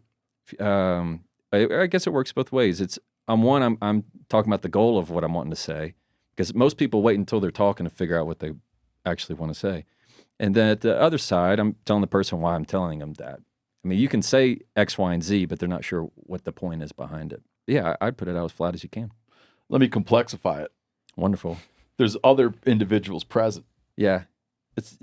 Everybody doesn't really know each other that well. Okay. So here you are in a situation like, I want to show everybody a good time, which means having some success because they're going to enjoy that. At the same time, am I going to humiliate this guy in front of all these other people? Mm-hmm. No. I definitely wouldn't. That wouldn't be your default there. I would toss it up as a question to them, or even saying maybe, like give them a choice. So even if you say something like, "Hey, so maybe I like how you're calling them. Let's maybe wait until we're doing X, Y, and Z." Or let's say you want it to stop altogether. Mm-hmm. It's just say, "Hey, I have some ideas for you on the game call. I need you to hold off for a few, X, Y, and Z, a few passes, and we'll try later on in the afternoon, maybe when they're not coming in as hard." So, I mean, like, could you be like sneaky about it and be like, "Listen, you need to listen to this guy call for a while." Yeah, and sure. Yeah, absolutely. Yeah. Ain't nothing wrong with that. I mean, I think anytime you're also using that as like a teaching opportunity because they're trying to get better at it. Yeah. I mean, because I know I have two cousins of mine that they guide over in Lake Caddo, which is North Texas, and they'll go, and sometimes while they were learning, we'd be with a real guide out duck hunting or something, and because they think that they've done a few guides, they're just as good as they are, and the real guide who we're paying is, "God, we need y'all to knock it off." And so, what I've heard them go is just go, "Hey guys, I need you to hold off for a little bit," and he just never tells them when to come back on. But that's also how they learn. So everybody's been around that, so it's. I do like it. It can be really forgiving. It just, you can't do it at a time where, let's say, everybody's got their schedule together. You've spent money on all of this stuff. You're here to achieve a goal. And, so if they're hurting that goal, you need to tell them. So you wouldn't recommend just letting it be. Like you got to go. You recognize the need to address it. Definitely. Yeah. Well, there's some things I would let be, but if it's just they're blowing the call and if they're blowing the ducks, I mean, then I would definitely be saying something. Okay. Who's got this one? This one's mine. This has happened to me more than once. And it'll often come down to who can get their stuff together fastest and start running up the trail. But you arrive at the trailhead or parking spot at the same time as a complete stranger, and there's already tension in the air. How to address who's going to hunt where, especially when you've got like a specific spot already in mind that you're going to. Mm-hmm. And they're going to the same spot. Well, it's either you race them, you get ahead of them without saying a word to get to your spot, or you decide to have a conversation with them and say who's going where. I've got like, how do you get to where you're like, I'm going to this spot? You shouldn't. You shouldn't. Well, No, you tell the other guy they shouldn't go to that. Yeah. Well, picture Situation. you're at a boat launch. Okay. It's like it's like duck season. You're at a boat launch. Most people that launch boats in this place are going to X place. Correct. There's another guy launching right next to you. Yeah. You're not sure. where You he's could going. either be like, well, I'm just going to act like he's not here. and just Yeah. tear ass out of there. Yeah. Or you'd be like, well, let's go. Yeah. So Like, hey, where are you headed? Because I'm thinking about. Right? Yeah, I've seen it best work where you approach that person, say, hey, you heading out? Yeah, I've gotten ready. We'll just have a little bit of BS, and then, well, all right, you want to? I think we should make a plan on where each other are going. So it's one of these things where it's always good to just say we instead of hey, where are you going? And they're gonna go. I don't know if I should tell you. Yeah, because I've done it where I've approached a person and I've said, where are you thinking about going? Right. And then they'll say the spot where I was, and then I'm in a pickle, right? If they're Right. planning on going where I was, then I'm like, then I got to be like, okay, go ahead. Yeah. I like that. Like, hey, what should we do here? Yeah. Whenever you can say, kind of, you're acknowledging that they're there. I wouldn't just ignore them, but I think it shows a lot of maturity too. Just as a mature hunter, to go up to the person, introduce yourself, because you're getting to meet another person, be another hunter. Great, that's another good contact for you, because they're always another set of eyes and ears on what's happening. And if you could say, "Hey, I think you okay with us making a plan on where each other are going?" They're most likely going to say, "Yeah." Or even if you recommend it, "Hey, I think we should have a plan on. Let's make a game plan if that's all right with you on where we're going," and then they'll typically, "Well, I'm thinking about going X, Y, and Z," or they might just say, "Yeah, that sounds good," and that gives you the chance to say, "I think I'm going to head off, this direction, going to cut east around the bend there, and then just land somewhere around there." If they're going the same place, then that's a different scenario. Depends if you're really wanting to. It's kind of like whoever says it first. Yeah, Right. Whoever kind of claims And that I've chair. never I've always been like, where are you going? Rather than I'm going here. Exactly. You know what I mean? Yeah, I've definitely heard those kind of people say, "Well, I'm going this way. I don't know where you're going. This is where Right. I'm going." Meaning, don't even think about going that direction. And because I think hunters, in particular, as part of the nature of it all, we're very territorial, very dominant. It's whatever we can to mark our territory, our fishing spot, or whatever it is. So, you know how I got out of this most recently? What's happening? Me and my kid were elk hunting. We had this whole plan put together, and then we get there and there's a truck parked there. The truck's still running. There's guys in it. So I said to my kid, I said, "Hey, go ask those guys what they're doing." Get the kid good. Because I hate those conversations. Yeah. He came back with a report. Yeah. Was it helpful? Well, they were doing they saw exactly what we had seen. And they were doing the same thing. And Well, they were not doing everybody can have their own scout, Yeah, but so here's the deal. With that approach, where are you going? Mm-hmm. They said where they're going, and he comes back and tells us where they're going, and we just went to plan B. Mm-hmm. Had I gone up and said, "Hey, we should, since we're both here at the same time, we should make a little plan." Yeah. I don't think there's anything wrong with that. It's just because with the way I approached it, it was like I made it sort of binary and lost out. Right. Mm-hmm. But there's also like this like unwritten rule kind of sort of where like if you get to a trailhead and there's someone, even if they got there 30 seconds before you, it's like, well, they were here first. Right. You know what I mean? Yeah, but that depends a lot on like what kind of what for kind of sure. trailhead, what kind of boat launch. Yeah. But it's there. It Yeah. can be there. Yeah. You know? But if it's like a boat launch and there's like tons of people, it's just different rules than if it's like some weird ass bridge. If where it's you throw your 4:30 canoe in the water. morning and the where the gobblers are, it's like, yeah. I just think if you approach the conversation, you can put it however terms you want. But if you say, hey, we're both here for a good hunt this morning. Let's make a plan on where we're going, and it just opens you up for really the whole goal. It's another relationship that you could have with this person because you're gonna know them, and next time you see them again, you're gonna know who they are. And you're meeting them really for the next time. Yeah, that's why you're meeting them. Yeah, I've got a guy that I've run into bear hunting, and we ran into each other like 2 springs in a row, and then just over time, where I see him and I'm like, "Hey, how's it going?" And then one time we ended up shooting an elk out there, and we didn't have enough game bags with us, and I texted the guy. He was like, "Oh, they got them in the basement of the hardware store. Just go down to the basement, and they've got bags." Oh, there." really? Yeah.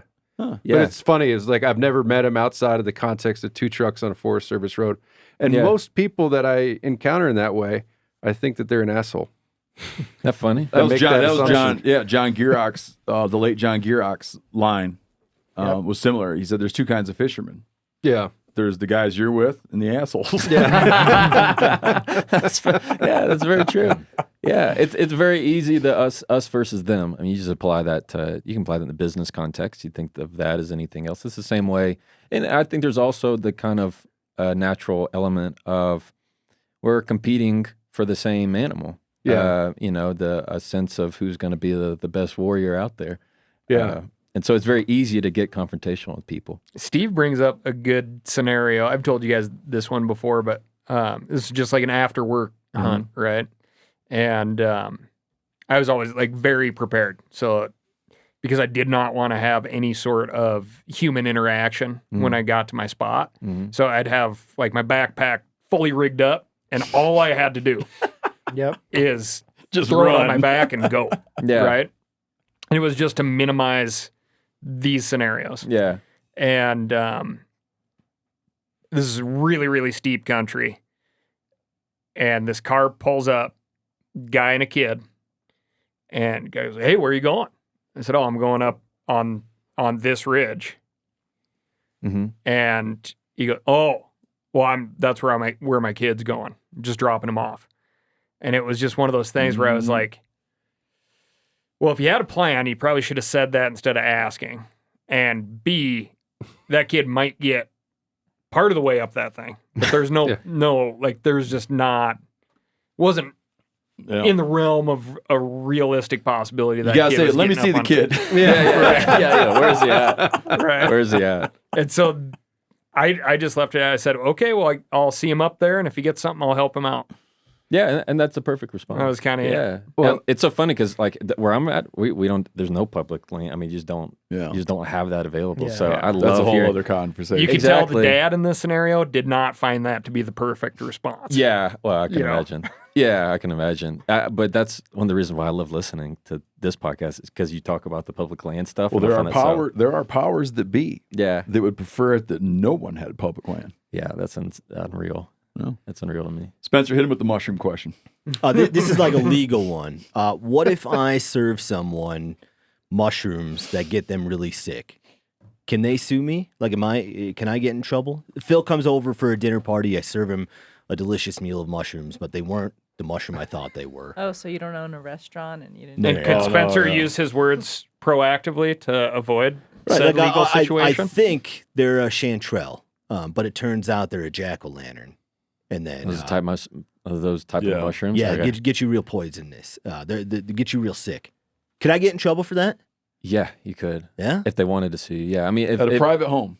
Yeah, even if like let's say you somehow they were on your back porch balcony, and they were leaning against a rail, and that was a rail that you knew you needed to fix, but you didn't tell them, and they leaned on it and just fell off and broke their neck. Oh yeah, they can see you. Okay, that's why you have homeowners insurance, hopefully. So because it's even though you're technically they have different types of people who come onto a premise, and you have licensees, you have guests and invitees, and it all depends on the purpose of why you're there. So like as a here, like I come here if I trip on something. I'm not coming up with any ideas. Yeah, just so you know. Yeah. I'm gonna watch out for these wires. Yeah, Phil, are these wires okay? They're mostly covered. Yeah. It's if you came there for the purpose of somebody else, yeah, you can be held liable. Now, there's going to be a big difference for you. Well, let's say you can sue them. Yes. Would you probably have likelihood of recovery? Probably not. Also, would you ever have a friend again with this person? No. What if I like gave Phil the mushrooms and he took them home and cooked them? I'm like, I think, Phil, that these are chanterelles, but they were jack-o'-lanterns. It depends on your knowledge. So it goes to an element of knowledge. Did you have actual notice? Did you, what they would say is what they would call sufficient notice, like you knew or should have known. So that should have known will get you. So if you knew they caused problems, then yeah, that could definitely get you in trouble. But if you had no idea whatsoever, or let's say they were illegal to have for whatever reason. So it doesn't matter if you had notice of whether they were good or bad for you. It's kind of like giving contraband for the notice of that's its only intended purpose. So one of my favorite, just because I know this is a little off, but one of my favorite topics to talk about. So I wrote my, in law school, you have different journals you can be on. And everybody wants to be on the law journal, which is the top of the writing, where you write articles that get put into books. And I wrote mine on negligent entrustment of a handgun, of a firearm.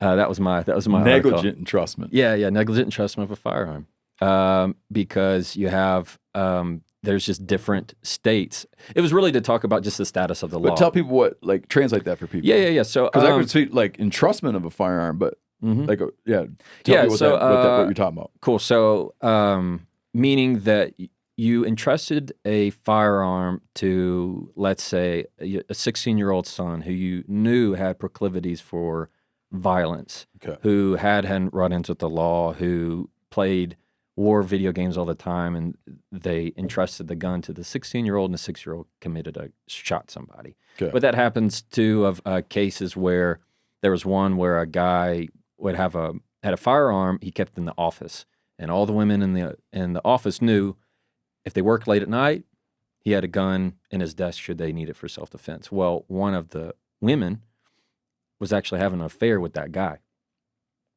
And when she had an argument with her husband, she needs to get your book. Exactly. When she had an argument with her husband, she went back to the office, grabbed that gun, went to her husband, and shot him. And so it was a big legal question of, she didn't own the gun, he did. He left it accessible for her should he need it. But did he have the requisite knowledge, given that he knew that they were having marital problems? He knew that she had talked about shooting her husband. So like all this stuff, how it's not his fault. So that's the whole thing. That's the whole thing. So whether or whose not, fault do you think it is? You know, I know more facts on the case that he was very much involved with. Hey, you can have this coffee if you want. And you can pour this coffee on him. That's fine. No, it's fine. You don't have to. Like continually pushing the gun and using the gun. What was the verdict?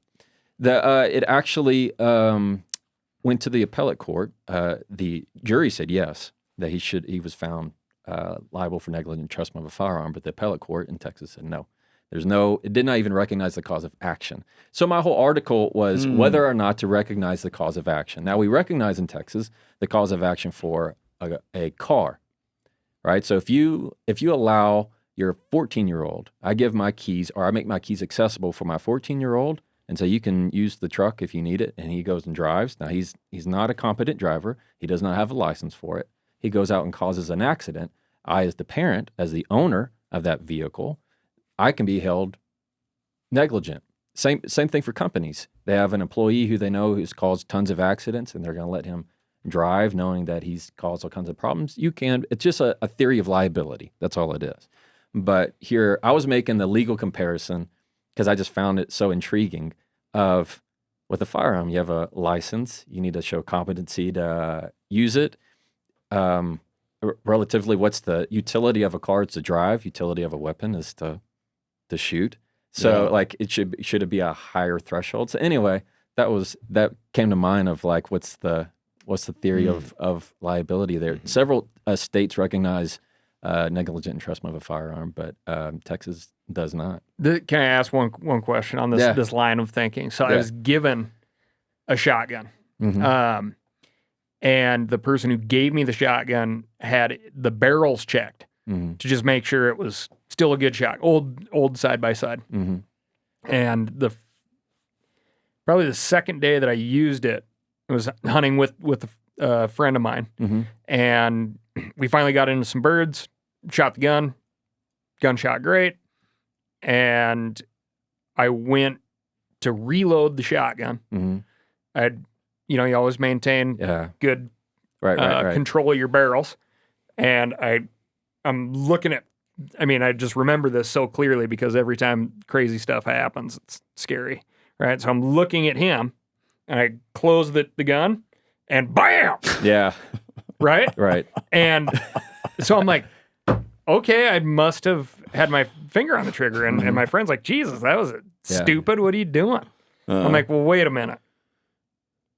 Am I stupid? Right? Right. So I pulled the shells out, put new shells in. I'm like, fingers clear of the trigger. Close. Bam! Oh my. Yeah. Right? I guess to hurting your knuckles after a while, too. Oh, man. man. It's not on your shoulder. Yeah. So, took the gun into a gunsmith and There you go. inside the action, it was just an old gun that had been sitting in a Massachusetts basement for a long time. Yep. And then it'd be, did that dude have reason to believe? Right.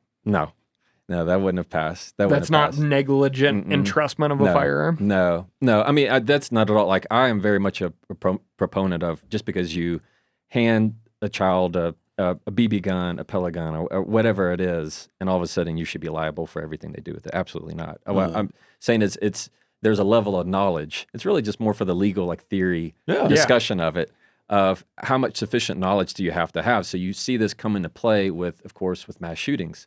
There's a student who came to school with something, and so the parents just had a AK-47 in the bedroom right there, or whatever it is. And so that's the thing you're seeing lately. Those prosecuting parents. Correct. Yeah, if saying you should know better to properly store your gun, or keep it away from people who should not be allowed to use it. And you see this a lot with the children that truly have problems, but. In the case I was talking about, the guy who owned the gun was much more pushing it onto her than what evidence could come out for that appellate court. But anyway, I just find it so intriguing that if you knew giving a gun to somebody that they're likely to cause harm to a person, not just because they're new, they're kid. Like competency is just one element. It's also the knowledge. So the state of Texas the appellate court said no. You have to have knowledge that they will use the gun to harm somebody. So in the case of the husband and wife, then the husband should have had the knowledge that she would use the gun to kill her husband. And that was the gray area. But that just goes to the had she said, do you happen to have anything I can use to kill my husband? Exactly. And he said, yeah, this pistol. Right. Yeah, he would have been in trouble for that. Yeah, so then it just goes to the level of knowledge. The appellate court said, no, he didn't have sufficient knowledge. The facts showed he probably knew that could something... I knew she didn't. I knew they had marital problems, but I didn't know she's going to actually kill the guy. Yeah. That was kind of how that works. But that's what made me, when you were talking about the mushrooms, of what if you give it to somebody else, does that create a chain of liability? And there's sometimes that when you entrust something, that's what they call it, entrusting a chattel is the legal term for it. Then you can in certain situations be liable for it. Pretty wild. Spencer's put another one down that I want him to jump to, which is. Asking, go ahead, the permissions. Permissions. Remember we used to do that as Fiddler on the Roof. Fiddler on the Roof. Yeah. I have a question specifically about preparing for a hard conversation. Mm-hmm. I ask a lot of folks for hunting permission. This year I'm trying to hunt a new state. Mm-hmm. And so I identified 16 landowners I wanted to ask for permission for. Mm-hmm. And I called 16 of them a couple Saturdays ago and ask for permission. The current way I treat that, because I sort of dread it. It's a hard conversation. Right. I'm a stranger. I'm asking them for one of the greatest favors they could possibly do for me. Yeah. Hello, which is sir. My name's Spencer Neuharth. Yeah, that's how it goes. How could you... You send your kids up. Question one. Go talk to that guy. How can you best prepare for a conversation like that? Because the way I currently treat it is I sort of spring it on myself. I surprise myself almost. I'm like... I can't think about this too much. Okay, I'm going to do this. It's 11 a.m. Saturday morning. This is just when I'm going to do it now. And so I call all 16 of these landowners. And you hate it. And I rip off the Band-Aid. Usually I get partway into it and it's not so bad then. Mm-hmm. And I've one thing I've done is I tell myself the worst thing they can do is they say no. Sure. And then one time I went up to a rancher's door and I knocked on his door to ask for shed hunting permission. His dog bit me. And I had to go. I was way out of date on my rabies shot, so I had to go get a. So actually, the worst thing that could happen to me is I get bit by a dog. But you could have sued him and got the whole ranch. Yeah, that's very true. You're right. Maybe that was a sign. So in the end, it worked out. So talk about preparing for a hard conversation, asking for hunting permission. Yeah. So what I teach for the more difficult conversations is using what I call a frame for them. And so there's 3 parts to it. One is you tell someone what you want to talk about. 2, you tell them how you want to walk away from in the conversation. And 3, you get their buy-in into that frame.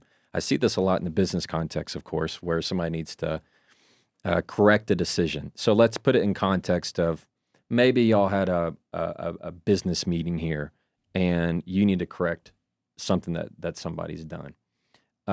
So let's say you're going to have a difficult conversation with Corinne.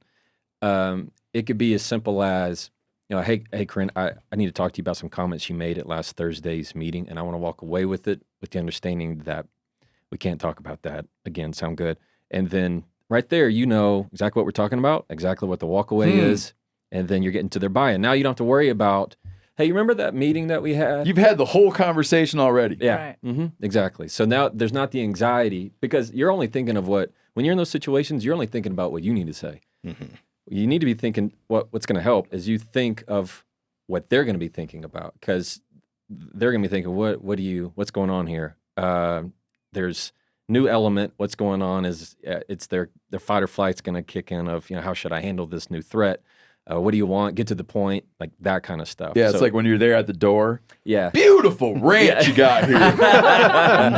Yeah, like you're selling. Gorgeous. Yeah. Is that a new truck? Yeah, there you go. And the guy's like, Who are you? what? Yeah. What's going on? Am I up to date on my taxes? Yeah, exactly. Yeah. Yeah, that's the what's that? Oh brother, we're out though. He's shooting the tax man. Yeah. The kid's shooting the tax man. He's like, good boy. Yeah. So I love frames, and they can be used also in the productive sense. So let's say you need you want to talk to somebody for later today, and you might say, hey, I need to talk to you about the budget for tomorrow's meeting. I'm going to walk away with us being on the same page. Does that work? And then right there, you just instead of like, hey, you got 5 minutes, and then you're going to lead, and then what typically happens is you go, hey, so I'm thinking, and you can tell me if I'm wrong about this, and then you just start kind of wandering, and then the other person is going, where is this going? What's the point? And then we have the problem, you see this a lot in relationships, you have the tendency to want to cut in. Oh, you want me to do this? And like, no, wait, no, that's not it. I need, because they don't know how to land the plane, so they just kind of talk in circles. So you can put this in the context of needing permission.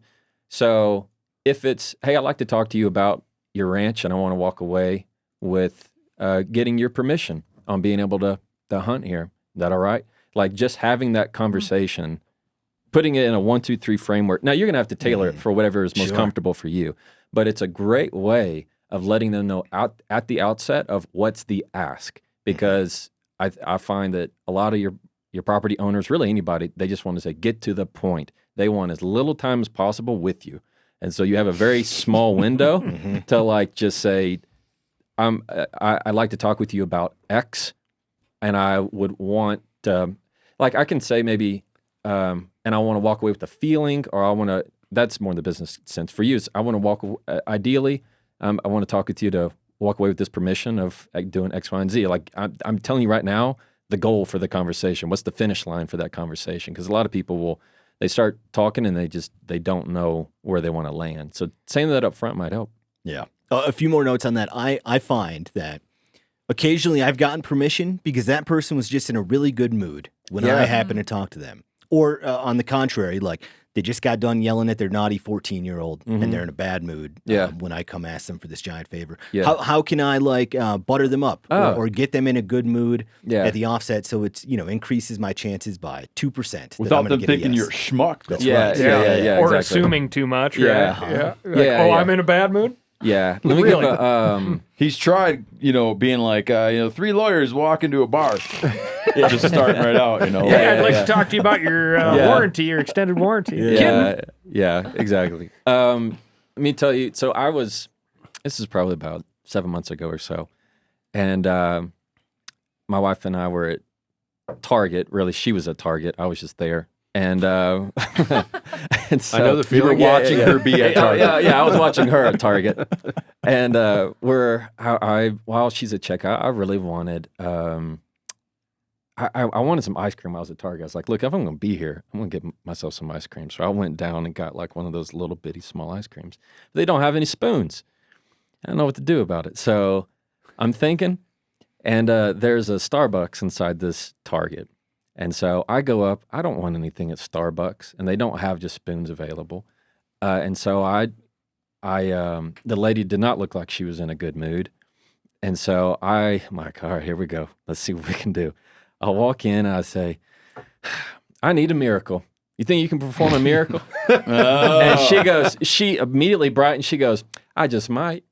I said, I got this ice cream.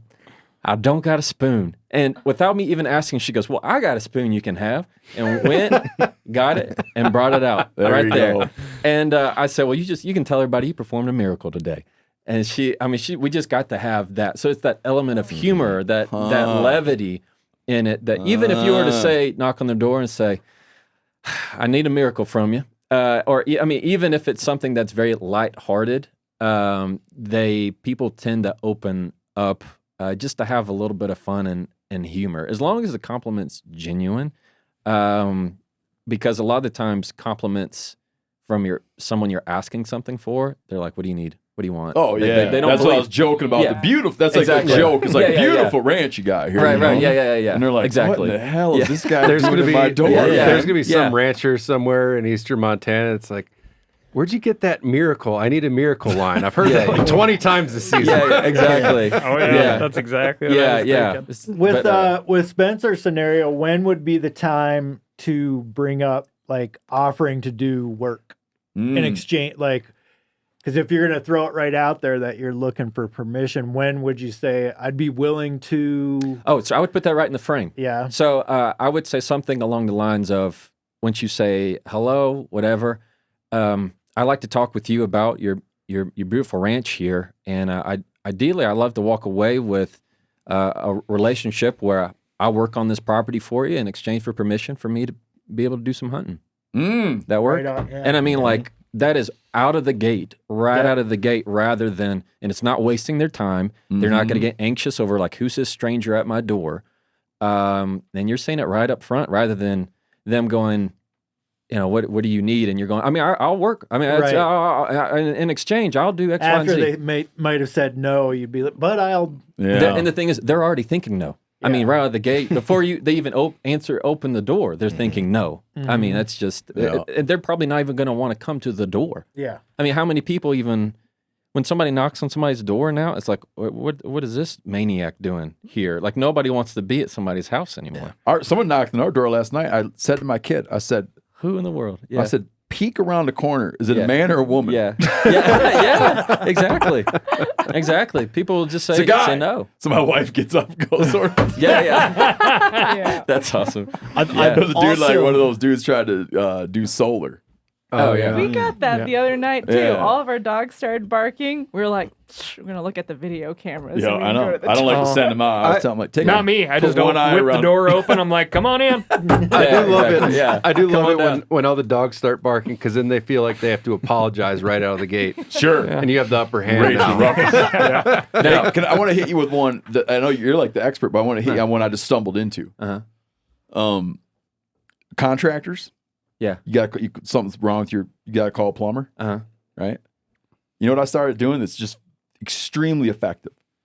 A guy, he calls a plumber. A lot of guys are going to want to like puff up a little bit. Yeah. What I've started doing, and it works so good, is to be like, man, when it comes to electrical, I'm a moron, dude. Yeah. Like, I look in that mechanical room, dude, all I see is like wires and pipes. Right. They're like, oh, let's get in there and take a look, you know? So I imagine a lot of guys like, well, you know, I tried X, Y, and Z, and, I could probably figure it out. Right. Or, you know, I'm a little busy. Yeah. I'm like, man, I look under that thing, dude, I have no idea what I'm looking at. Yeah. That's incredibly effective. Oh, my God, it works good. Because works let me good. tell you the reason why. It's because you instantly become the student, and they become the teacher. And people love to teach. People love to share their knowledge.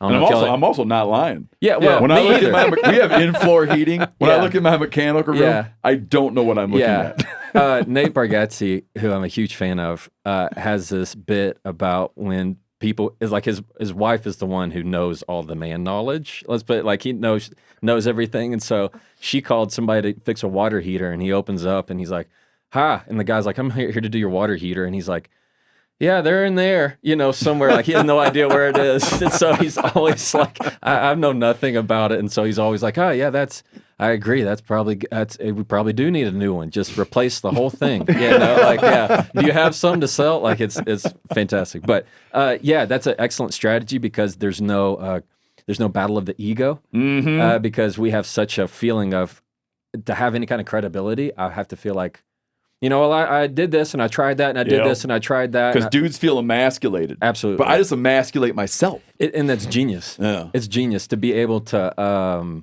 do that. And I mean, the thing is, I think wives pick up on this of like, it takes a really smart guy to be that dumb kind of thing, where it's like, no, you're just trying to get out of it. Yeah, like, I don't know how to fold these clothes. Yeah, you do. Like, you're just not gonna, I'm not very good at loading the dishwasher. Yeah, you are. It's cool. My wife has described it as weaponized incompetence. There we go. I don't think she came up with that term, but she's learned about it somewhere. I love that. Yeah, absolutely. Well, and I want to also pick up on something too of the, how do you kind of break the mold with somebody when you're first trying to ask something from them, or really any time.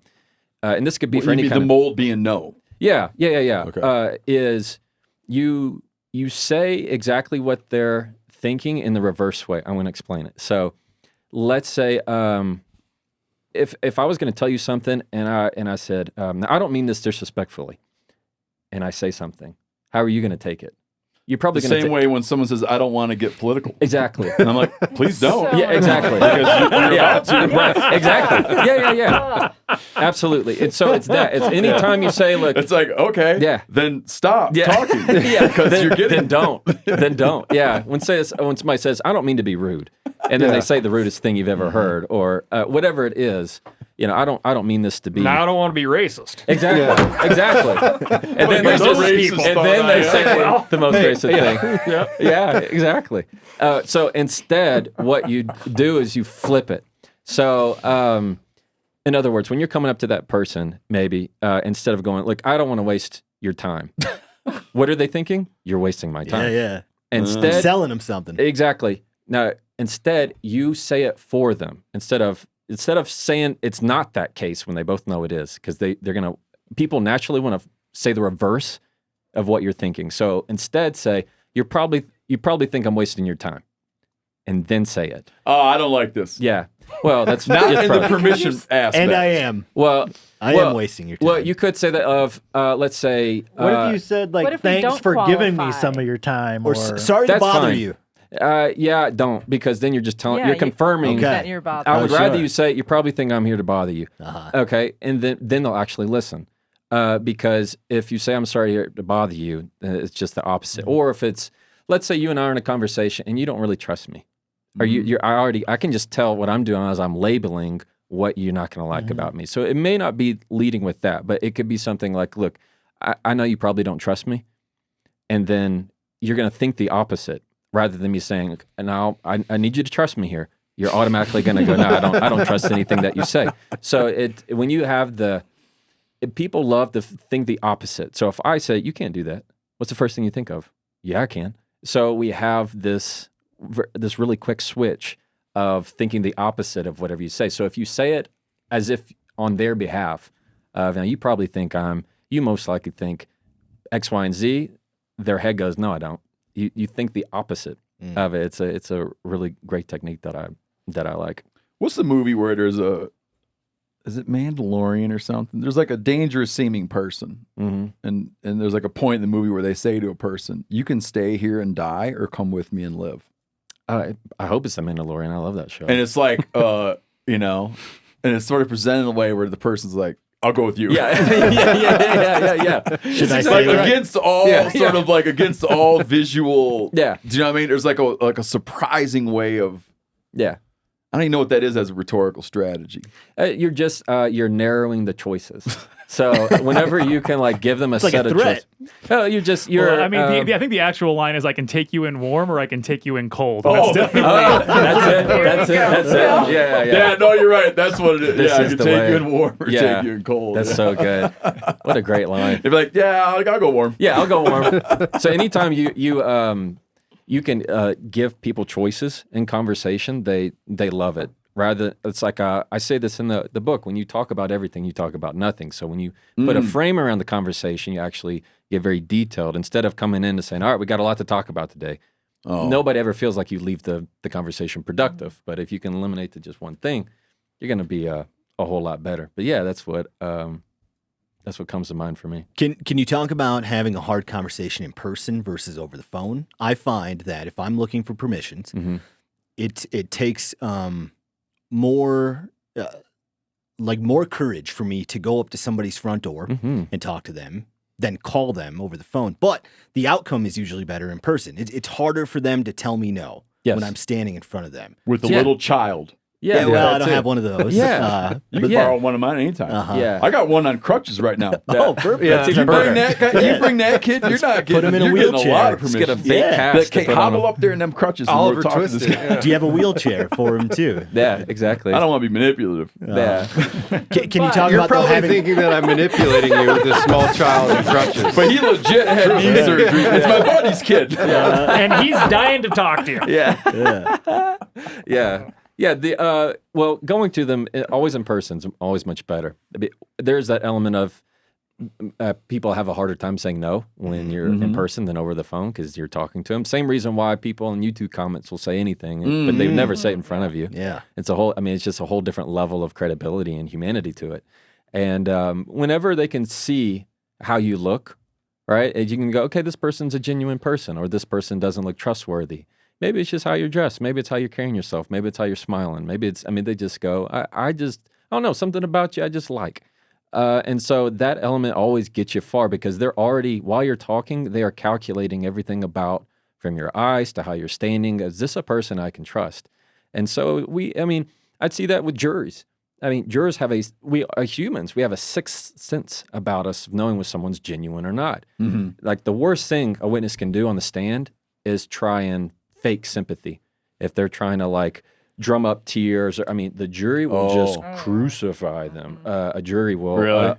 You'll tank your case quickly. If they feel like somebody's faking it, you're done.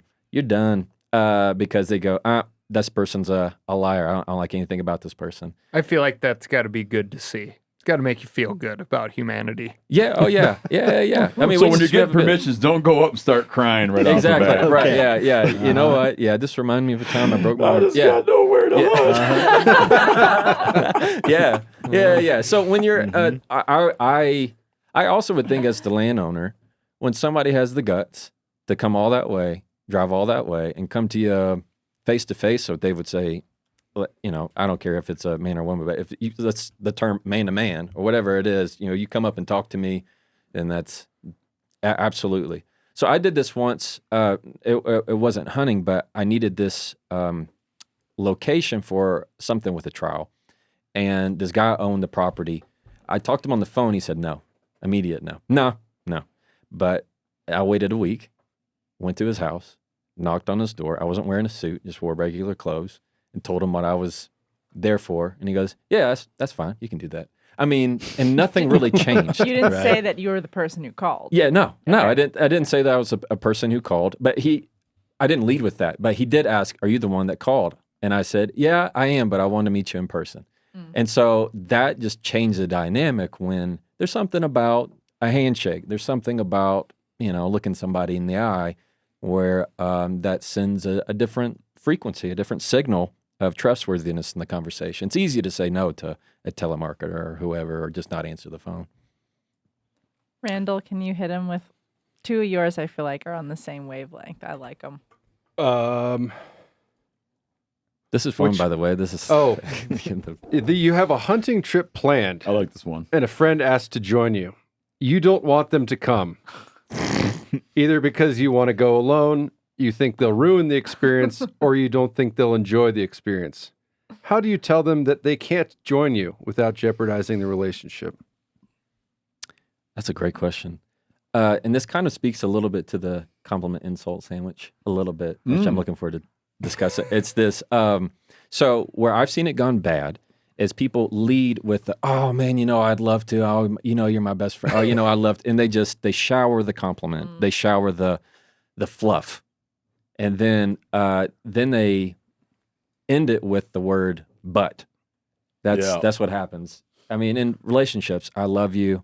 Hey, I love you, but you're driving me crazy. Or, you know, you have a difficult conversation and you say, yeah, you're fantastic. How's everything going? It's good.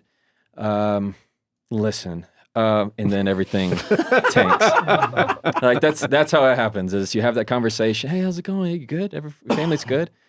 So listen. And then all of a sudden, you know, the whole tenor of the conversation changes. And so same with but you're gonna break up with somebody. It's, you're so great. You know, I've loved everything we've done together. But, and then they just know it's tank. What the word but does is delete everything in front of it, because it just shows that you didn't really care. Yeah, sure. It just has a way of just backspace. So what I would recommend for this friend, instead of going, oh man, you know, I'd love for you to come, but instead of that, I'd tell people to flip it. Start with the no. Now, I wouldn't just leave with no, period, for your friend. It's your buddy. It's your pal. Yeah. I like to say things when I'm really uncomfortable about it. Say, I made a promise to myself, because then they can't ever disagree with it. They can't like argue with it. If you say, look, I promised myself I was going to do a solo hunting trip this year. I'd love for you to come on the next one. I'd love for you to come in.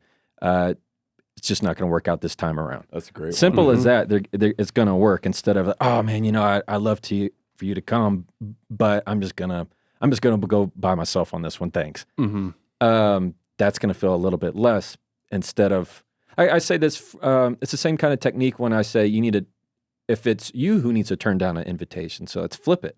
If you need to turn down an invitation, we typically try that. Just please, Randall, come with me. Right.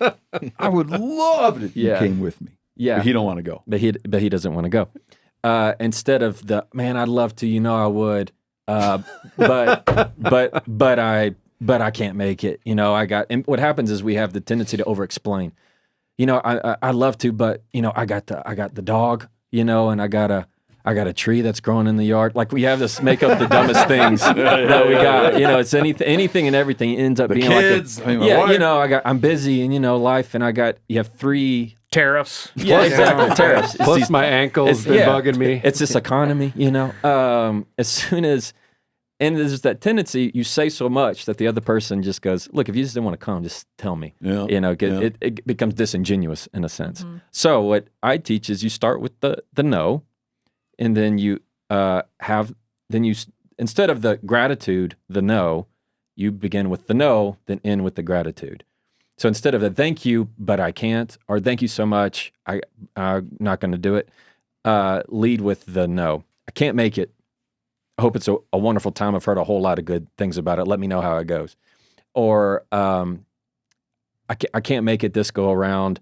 I'd love to. Thank you so much for inviting me. Like, that's how it usually goes. We'll say, thank you. Thank you so much for inviting me, but I can't make it. Yep. Instead, say, I can't make it. Thank you so much for thinking of me and inviting me. It means a lot. I hope it's a great time.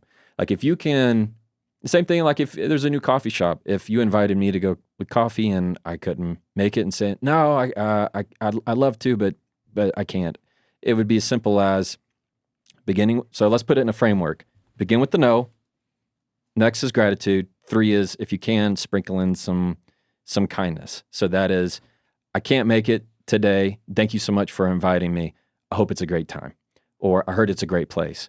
Or, you know, I hope you shoot them straight. Whatever it is, that's a much better way to handle it. Gotcha. Yeah. My buddy, he used to give breaking up advice, like how to break up with people. Oh. I've been out of that game for a long, long time. But was he just like panhandling this on the street, or like no, what just is he would just? tell. I used to work for my buddy Ronnie, so he would tell the guy. So Ronnie, like a lot of guys would work for Ronnie. And at the age when we worked for Ronnie was when you were, you know, 18, 19, 20, whatever. And so he would get irritated with these guys that would be in these relationships and they're together, broke up, together, broke up. So he had like this school of thought on breakups. I love that. He would advise, when you break up with someone, you can never give the idea that there's something they could do to improve things. Right. It's just not working out. That's so true. We just don't. Right? That's so true. Ronnie would say it's this. He would advise you to go say, this has nothing to do with you. Mm-hmm. This is just entirely me. we're done. Okay. Yeah. Do you like that That was strategy? what he advised, because he's Yeah. like, anytime you go, well, it's just I feel. Well, it's the you know, you're creating a thing like, well, maybe if I change, Yes, or give him maybe if the hope. relate, and it's just like it really has nothing to do with you. Yeah, this is my. It's just me. We're done. Yeah. So this is the category I put this in on having a sensitive conversation. It's a little bit different because most of the time in sensitive conversations, let's say you need to fire somebody, let them go. Let's say you need to break up. I mean, that's essentially what that is. We have the tendency to begin with the small talk of, let's say you need to let somebody go. They sit down in your office and you go, so how you doing? Everything good? How's your mom? How's it? Y'all I saw y'all went fishing the other day. Y'all did any good? Where exactly were you fishing? Yeah, exactly. Yeah. And then you turn it. Then you go, so listen, and they know, okay, it's the worst. Something's coming. This is terrible. The worst thing ever. Or the same thing with if you're having a conversation with your girlfriend and you go, I've really enjoyed being together. All of a sudden, you're talking in past tense, right? All of a sudden, you're in past tense, and they're like, "Oh, what's happening? Hey, I think you're so great. You know, I've really loved what," and they're just waiting for it the whole entire time. And it's not. I've really enjoyed being together. Yeah, exactly. And then it's like, it's not you, it's me. You remember right? that time? Yeah. That we were together? Yeah, That would give you a sinking feeling. back And my fondly on wife was this. like, I've enjoyed our time together. But no reason to think we're not going to continue, though, correct? Exactly. Whenever you say, like, I think the world of you, like that kind of stuff. That kind of stuff is like, they know something is coming.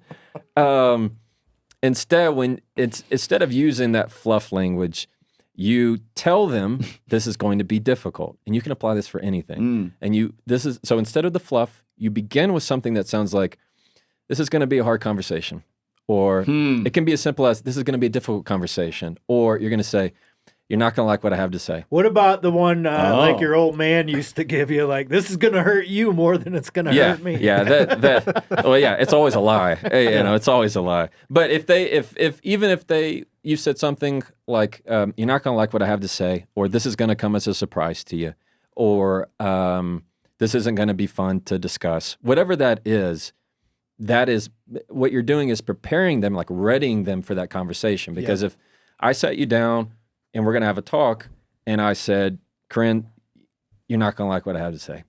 And you're going to kind of like ready yourself to be like, okay, like that's how your brain first is going to say, okay. Mm-hmm. And then you're going to deliver the pitch. I don't right like there. your shoes. Yeah, whatever it is. So, but that's how it would say, so let's say we needed to break up or something. It would say, look, Corinne, this is going to, or I could put it on me. I'm having a hard time. I would put it as, I don't like this conversation, or I've been really dreading this conversation. Something as simple as that, like showing a little bit of vulnerability of, I've really been dreading this conversation we're about to have, or I'm not going to like this conversation, whatever that is. And then the next thing out of your mouth is, we need to, it's time we need to break up. Blah, blah, blah. Or let's say you need to let them go. No, I just down. need some time. We just need to take some time. Yeah, Slow things down. Yeah, that kind of stuff that can be painful. So instead of let's say if I need to fire you, you come in, say, this might come as a shock to you. I need to let you go.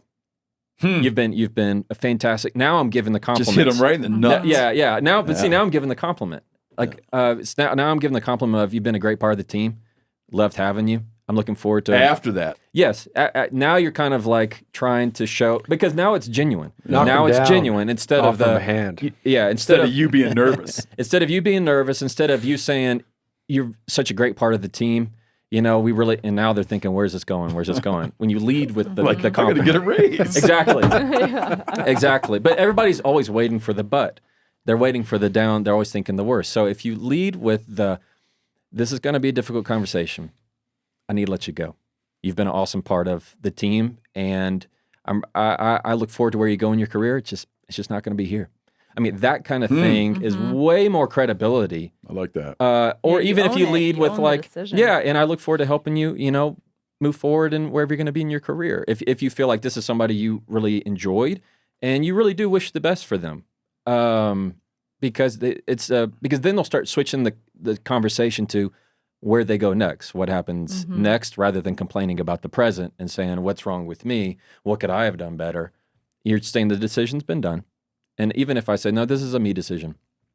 Yeah. So that's kind of like what Ronnie was saying. It's Ronnie, right? Of saying this is a me thing. Man, it's all me. I wish I had someone to fire. Clean it up. He could have finessed it. I was going to say, I could probably name somebody in the news here right now that doesn't subscribe to your Instagram channel. Yeah. So he could have finessed that a little. What I'm picking up about what you're talking about, and I don't know if you frame it this way in your book, but a lot of it is people think of conversations a lot of times where they're living and they're trying to jump in the other person's head. Yeah. But a lot of what you're saying would kind of, it almost makes it easier for the deliverer. Yes. Like I could picture if you're dreading firing somebody. Right. It's terrible. Like I've had to do the worst. It's terrible. Yeah. If you just came and then you're doing well, how's this? How's that? It's all for you. Yeah. If You're you just trying said to like manage their you're emotions, though. I have You some can't bad I control have that. some bad news to deliver to you. Yeah. All of a sudden you're probably going, dude, I did it. Exactly. And then everything else becomes downhill easier because what you're doing when you're trying to lead with because the whole conversation's bad news. And you're just putting a label on the whole thing. So if I were to sit down and you sit down and go, I got bad news. Like my team, I have a very small team, but if anything's going on, what they do with me that I've asked for, they say, you're not going to like what I'm about to say. That's what they say. So I'll pick up the phone and the first thing they'll say is, Jefferson, you're not going to like what I have to say. Or they'll say, you're not going to like this. That's what they'll do. They'll say, you're not going to like this. And I'll always go, okay, I'm ready. And whatever I'm thinking of is not as bad as what they say. Yeah. I always think to the worst like possible scenario. So when they pick up the phone and say, you're not going to like this, I go, ready? I mean, that's typically how I handle it. But yeah, it's much kinder on the other person. So in terms of, let's talk benefits, it's much kinder on the other person because they're not getting this, where are we going with this? I'm getting anxious. They feel the hammer being dropped. Yeah. You're getting straight to the point. So in a lot of the ways that clarity is kindness, being direct can be a lot of a relief. And it's much better on you because instead of looking at this big hill, I got to get over. I'm use the front door. That's what it's there for. That's kind of a lot different than the duck blind bad collar thing. Mm-hmm. Because you could use it on the bad collar too. Yeah. You're not going to like what I have to say. Yeah, you could. Yeah, you could. You certainly could. You may not want to do that in the blind with them while you're trying to call, but yeah. The line in that scenario I've always used is, now's not the time to practice. That's a great one. Yeah. That's a great one. Yeah, today we're here to kill stuff, not practice. I want to hit you with a very quick one. It's a life or death one. Muzzle control. Someone's practicing bad muzzle control. Mm-hmm. You just, how do you hit them? You just got to hit them, right? Oh, you use the front door on that. Yeah. So I have I had a trial coach in law school. The whole point would be, instead of just trying to say things and hope the jury figures it out, you'd say, use the front door. That's what it's there for. Yeah. And so it's that kind of mentality. When you're talking about life or death, when you're talking about we could really injure somebody, you be direct as you can. There's no sugarcoating. There's no, I really care so much about your feelings. We're saving lives. It's not, I love you, man. Yeah. I love hanging out with you. Yeah. Yeah. It's just great to have you here, Yeah. But, yeah. Sometimes I notice your muzzle aiming at my forehead. Exactly. Yeah, it's currently aimed at my ankle. And I don't like that either, but. Yeah. There's definitely some times for true conversation, but when you're out in the field like that, sometimes you just gotta lay it out because it's either that or your ankle. It's kind of the Mandalorian. Who's got this one that's in purple right now? Do you ever run across trial attorneys where you're like, now's not the time to practice? Here, go get yourself a coach. Are you talking about like in trial in courtroom with your? Typically not, because you have a first chair, a second chair. There's kind of a hierarchy. I like going to trials by myself at the table because I don't want the jury thinking that I have like a huge team. So I will only bring one paralegal and they'll sit in the back. I don't have like a whole, and I carry my own boxes. I don't have, though others have like a paralegal brings in like all their boxes, and they're the ones that they think that they're like the talent. They have to sit at the table and everybody else bring them snacks and stuff. Anyway, I probably not in the trial sense, but there are times let's say in a deposition, they'll like try and slide you questions that you think you should ask. And sometimes they're valuable, but I've had it where I've had like a very new associate where I read the first one and it was like an absolute horrible question. Like I was like, absolutely not. I'm not going to, because I know in my head, if I ask that, that's what's going to happen. He doesn't have that knowledge yet. So instead, he might just pass it. And without looking, I just pass it back. It's like, we'll talk about it in a break. Let me use it as a teaching moment. But I like that your head's thinking. I like that you're trying to, it's like that. I like that you're trying to practice. I like that you're trying to be part of what we're doing. Now's not the time. Mm-hmm. Let's do one more because there's a good one. Yeah. Randall, you're one about money. Oh, yes. You would like to spend or may have already spent an excessive amount of money on a trip or piece of gear. How do you rationalize it to your partner or to a friend? Okay. Like sometimes you have like a stupid purchase and people are like, wow, you spent money on that or whatever. I mean, I feel like this is one of the awkward conversations that you run into. Now, It's like, how do you build a case for something that is valuable to you, but maybe not to other people? Or yeah, sometimes you have like a friend and you know all about them, and all of a sudden they show up with a brand new truck, and you're like, God, I hope somebody died. 'Cause you shouldn't be getting a new truck right now. yeah, that's like the last thing they should be doing. Yeah. If you're Or talking or about in your, a relationship when you pool your money and you If got to you- go yeah. buy something, you can't. You just don't want to be bothered trying to explain why you had to buy it.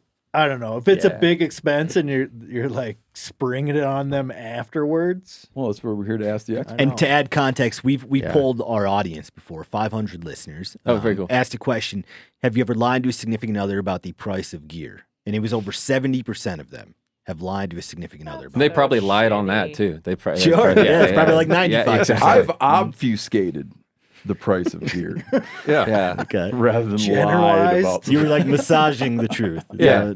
I'll never say it was like, I'll be like, oh, it was about $200. $289.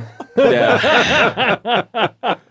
And you find I feel like the conversation's a little different when it's a spouse or a significant other versus just He a used buddy. partner. You don't mean Yeah. business partner. No, I mean partner. Yeah. I was present at the return of an item that I had no interest in. Of Right? Randall's. No. No. Of my girlfriend, Okay. and we don't pool money, Mm-hmm. but I started laughing and I was like, "That's how much that cost." Yeah. And it was a guy executing the exchange, Mhm. and he's like, "You didn't tell him about this?" Yeah. That's hilarious. My girlfriend's like, "It's not his money." Yeah. I mean, That's it a was fair just point. a funny Well, thing. I mean, so what comes to mind for me is, if you're pooling money, there's a very big difference if you just all of a sudden show up with, $1,000 worth of hunting. I feel like clothes are so expensive now that you don't at least have that conversation about it. Now, to me, a lot of it is none of their business. If it's a partner, I'm gonna want to have that conversation if you can beforehand, unless you're okay with having the fight about it later. I'm wondering how to set myself up for success in those types of He loves to win. conversations. Because you come across a hot deal. He's trying to keep Yeah, the I don't wanna relationship start, together. I don't He's wanna trying be to keep like- the relationship together. You're trying to get what you Get want. the stuff. Yeah, I don't want to say like, hey, I know this is really stupid, okay? But there's this But gun. you see how he did that? You see how he did that? I know this is really stupid, See- but Yeah. See, that's what I'm wondering. I mean, now my instincts. You've turned my head on all my instincts in these types of conversations where I'll over-explain the benefits of going on said trip or purchasing said item. yeah. How do we set ourselves up for success? I like the idea of argue less, talk more, but I'd also like to win.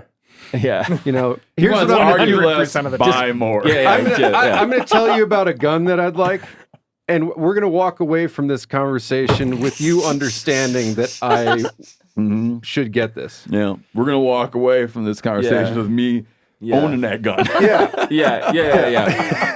I feel like that's probably not exactly what he teaches. Yeah, No, it's no. a little different. It's slightly different. Yeah. Like I think there's also what I have seen work is as one is whether or not you give the permission to even buy the purchase. Because if you feel like you have to get permission, then you feel like you have to hold court on whether it is or not worth your time, is or not worth your, and then you have to feel like you're over explaining, and then we get frustrated having to justify a world that they don't understand. Yeah. And so instead of hey, so I'm hoping to buy, I would switch it to I'm going to buy. That sounds a lot more definite of, hey, I'm going to go buy a rifle. Like, and also this is this element too of, and this applies to a lot of different contexts, but I say when it comes to giving your case on something, don't be a waterfall, be a well. Meaning, instead of feeling like I have to anticipate all of your questions and I have to go ahead and fend off every arrow you're going to shoot my way, and I have to just blah, blah, blah, blah, blah, blah, blah, blah, which is only going to guarantee you're going to get a lot more questions about it. Be a well, meaning they're going to have to ask a question. You be very short. They're going to have to ask a question. I do this with depositions. So I train my witnesses to make the attorney ask the question. So don't just try and guess where they're going with their questioning. Don't try and give them more. The longer of an answer you give, you're guaranteed to get more questions, period. It's the same thing with asking anybody for anything. So if you're just going to say, hey, I'm going out to purchase this gun, need us for this whatever trip. Don't try and anticipate the question. Just allow them to ask. Yeah. What if you come in and you act like you're mad about it? Damn it! I gotta buy a brand new rifle. Yeah. That's probably a really good technique. Set it all up, get it sighted in.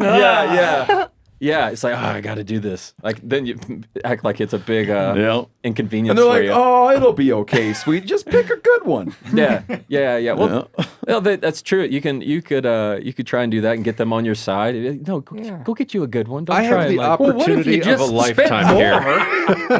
And it's pre-sighted in. Does that exist? Yeah. You could try crying, Randall, if that doesn't work. Yeah.